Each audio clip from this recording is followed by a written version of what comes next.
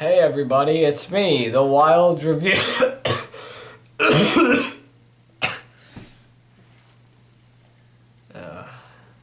Yeah, I'm kind of sick. Ain't gotta spend a dime, it's free. No, it's gonna be a wild night. Let's go. Doors open, you don't need a key. Show you how to live the wild life. Yeah. Let's hit the bottom. Hey, let's hit the throttle. Oh my God. Yeah, hands going up. Let's hit the dance floor again. Wild like. So, I didn't want to leave anybody hanging on a video this week. Mostly because I think it's just wrong, and also because I want to keep this season up till like October, and I have a schedule, alright? So, there's nothing specific that I plan on reviewing in any sort of way, but I do want to talk about something. So, I reached into my magic pocket of ideas, and I came across a whole bunch of rejected reviews that were supposed to be made into videos, but I just decided not to make them because they were either really boring when I thought about it, or it was just something that I don't really think deserved being talked about. So with that said, let's dive right into a few rejected reviews that were supposed to be made into videos and never were. And by the way, if you're wondering why you can't really see my face, you can only hear my voice. I'm sick. I don't think you want to see me. I'm very pale. Dexters Laboratory, rude removal. Dexter's Laboratory was a cartoon on Cartoon Network in the late 90s, early 2000s, and was very popular. The show had a lot of episodes and even somewhat of a movie, but some fans of the show might not realize that there's a lost episode. Okay, it's not really lost seeing that it's on the internet, and it was even played on TV years later. There was an episode of Dexter's Laboratory called Rude Removal, and it was an 11-minute cartoon that focused on Dexter and Dee Dee, and it was a bit strange. Dexter made this emotion kind of machine, and it took all the rudeness out of a person. Both of them went in the machine, and there were two copies of them. One group of copies were angels, while the other copies were rude clones of them that swore and did all these horrible things. In fact, the opening card for this episode actually has Dexter showing his butt and Dee Dee having her middle finger up to the camera screen. So, I think you know why this was banned. I mean, it's pretty obvious, because when I see a middle finger, I think children. I'm not entirely sure why this episode was made, or at least I haven't really done any research of it, and I was going to when I made this review, but I decided not to because it just didn't seem reviewable. I mean, everything's reviewable. You could review anything. Like, I'm looking outside my window right now and I see a tree. I could review that tree. You're long and ugly. But also because, if I'm gonna be honest, I never really watched Dexter's Laboratory a lot. I mean, I definitely watched it. I remember watching it in my childhood. There are a lot of episodes that I remember watching as a child. Hell, I remember every single sequence of the theme song. I just wasn't a big fan about it. And I don't have that much knowledge on it like someone who would be reviewing a show like this would. Also, the episode was like 11 minutes, and there really wasn't anything for me to comment on. The episode has a lot of swearing, and the opening card is a bit controversial, but I could understand why it was in fact banned.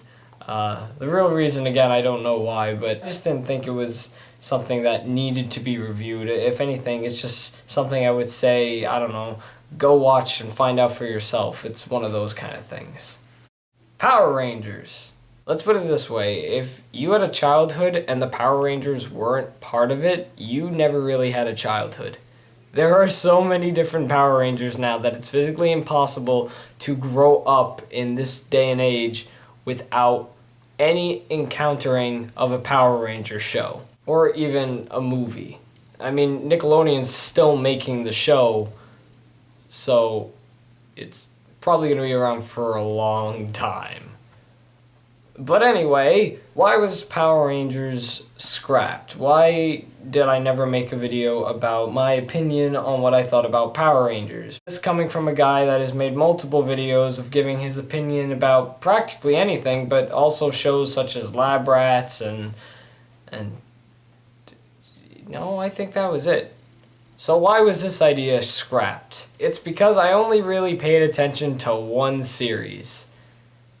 Yeah. So it's actually a funny story on how I got into Power Rangers. I have these action figures of the Power Rangers, and my mom was like, oh no, those are pretty big with, a TV show and stuff. I'm like, oh, okay, I want the ones, I want the show based off of the action figures. The action figures I had, mind you, were Power Ranger Turbo. So I asked her to get a Power Ranger video, and instead of Turbo, she got Mystic Force, because apparently they were out of the ones that looked like the action figures. And Mystic Force was really the only Power Ranger series I paid attention to and watched. And that's kind of the reason why I never really made a full-length review on it, because I only watched one season. Now, again, I could probably have made a review about what I thought about that one Power Ranger series, but I decided not to because there really wasn't much for me to say other than I like it. It would be like another Lab Rats review where I just be worshipping it, which I'm actually kind of getting sick of. And if you notice, I'm going more for the really awful television shows and movies kind of stuff. If you couldn't tell. I find that that's a bit more funnier, and something like Lab Rats or even Mystic Force, which is something I worship, I try to stay away from because I can't really put any comedy in that since I'm complimenting it. So I had to scrap that idea, but if I were to give my opinion on it, Power Rangers Mystic Force was a pretty awesome Power Ranger show. I know it's not one of the originals and all, but hey, it was cool. And I like their theme song, that's pretty cool. My air conditioning just decided to come on. Thanks for ruining my video, air conditioner. Steven Universe. Again, this is another show like Power Rangers that really didn't deserve its own little review. So that's why I scrapped it. In fact, I actually kind of gave my opinion on Steven Universe in my Cartoon Network review. That's the video where I talked about all the present day Cartoon Network shows. Not counting We Bare Bears, of course. That came on after the review, actually. I gave my small little opinion about Steven Universe, and I can't remember a damn thing. I don't remember what I said. I don't want to look back. I'm making the video now. Oh, God, I didn't plan this out right. So obviously, that video was like a year ago, and Steven Universe has obviously changed over the course of time. I don't remember why I specifically wanted to do a review on this specific show out of everything else. I guess because it's a bit different and it's like Adventure Time or something. Like I said, Steven Universe has changed since I made that video. They've gotten a bit more deeper with their stories. The characters have been identified a bit better. The episodes have gotten actually better with their stories. I just said that. Oh, I'm dying. So I can't really remember why I wanted to make a separate Steven Universe video, but I guess, again, like Power Rangers, it was to complement the show, because it is a really good show. I enjoy watching it. And I was very excited when it came back with Season 3 with the cluster and stuff. So if you're wondering what I do think about it, I gave it a good review in my Cartoon Network video. I definitely think it's a fantastic show. The people on it are just so talented, and it's just too amazing. The new Fred Saga. So, I don't know why this was on the list. Oh, no, I remember why. Because it was actually pretty cool. I can't scream. So, people that are on YouTube should have some knowledge about the big guys on YouTube. You know, like PewDiePie and Smosh, Ryan Higa, all those guys.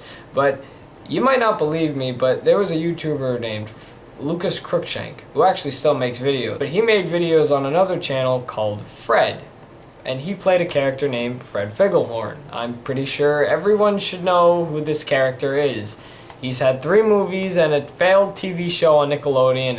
It's not hard to not identify this face. I've actually mentioned Fred in a video before, so it's not the first time I'm actually really talking about him, but the web series was really cool. It was what it kind of introduced me to YouTube in the first place, and kind of what inspired me to make videos on my own, I guess, in a way. But you're probably wondering what the new Fred Saga was. Well, after the horrible tragedy that Nickelodeon created out of the Fred character, Lucas Cruikshank just stepped away from playing Fred. Nickelodeon basically killed Fred. They just like killed him. They ruined him forever. So Lucas Cruikshank obviously stopped making videos after the animated series that was made for Fred for some reason. I'm still questioning why. That happened in 2012, and in 2013 we got no Fred videos. The channel was basically abandoned.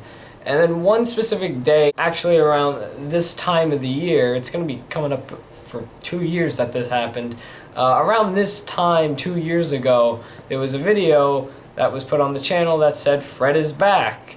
And it didn't sound right. It was a weird announcer and stuff. And then everybody was like really excited. Subscribers were coming back. And then we see an Asian Fred. They had replaced Fred.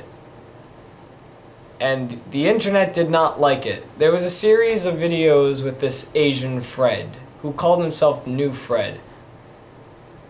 I didn't like it. Apparently what had happened was a Korean company known as Yuksun Corporation, there we go, Yuksun Corporation had bought the Fred channel and was using it to promote its products, specifically its cereal products. Nobody liked it, and neither did Fred. That's why he was kidnapped. Yeah, so the new Fred saga actually surrounds Fred Figglehorn, the character, getting kidnapped by this Korean company and having his YouTube channel taken over. And that led to Lucas Cruikshank himself going to Korea to save Fred from this big company. It was actually one humongous, big, awesome, sloppy prank. And it was pretty genius. I knew something was up, like the 3rd video that was put up for this little saga. It wasn't making sense. None of this was making sense. Especially one Korean YouTuber who had claimed that all the subtitles in the videos were all wrong. It did, however, like fool a lot of people. They went into a lot of work with this. Yuksun Corporation's was actually a website at the time that this was happening. And if you wanted to like contact them or something, you'd put like, you know, your email and stuff, everything that you'd contact them with. And you'd get a video of Fred saying he's been kidnapped. It was very odd. There was also the character Claudio, who's been in some Fred videos, and we got to understand his, not her, his own like storyline or something. It was actually really genius, and it even ended the Fred series altogether. It was one big finale for the Fred series, because Lucas Cruikshank just decided not to make Fred videos after that. He even stated in the video he doesn't want to make anymore, so he just let the character go free. And that's my one problem with the whole damn thing. Why was Lucas Cruikshank in it? He didn't have to play himself. I thought Fred was a character. He even states he created Fred. Is Lucas Fred's dad? This isn't a review. It made it look like it was a review. Alright, the reason why it was rejected was because I just didn't think it needed to be made, and also it was kind of irrelevant at the time. Like, maybe if I made this channel in 2014, maybe it'd be relevant. Nobody was really giving a damn. In fact, Fred actually lost some subscribers when this whole thing happened. A lot of people did not like the new Fred saga. At least the beginning. I'm pretty sure a lot of people liked the end. I liked it though. I think it was pretty cool. Also, another reason why it was never made was because I just never found time for it. Everything else that I was reviewing was kind of relevant at the time. Again, it has something to do with relativity or something. Relativity. Yeah, sure. We'll go with that. But I gave my opinion now. It's pretty good. And finally, Married with Children failed spin-offs. Now you're probably sitting at your computer desk or couch or wherever you're watching this video and probably wondering what Married with Children is. If you are asking that question in your head, you've discovered why this video was never made. Married with Children was a sitcom for adults or even mature teenagers and children that was on in the late 80s, early 90s, and even somewhat the late 90s. It was a 90s show. It was actually a really funny show. It revolved around a dysfunctional family named the Bundys, and it starred Ed O'Neill, and it was just a very funny show, very humorous.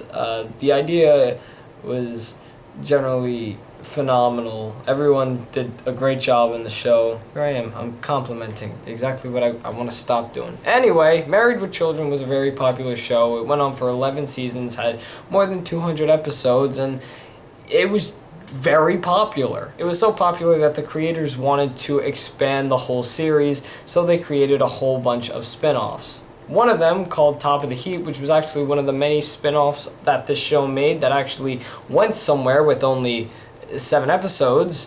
The other one's called Radio Free Tremaine, and another one called Enemies, which was supposed to be a parody of Friends. And like I said, only Top of the Heap was really the only one that went somewhere with a whole of 7 episodes.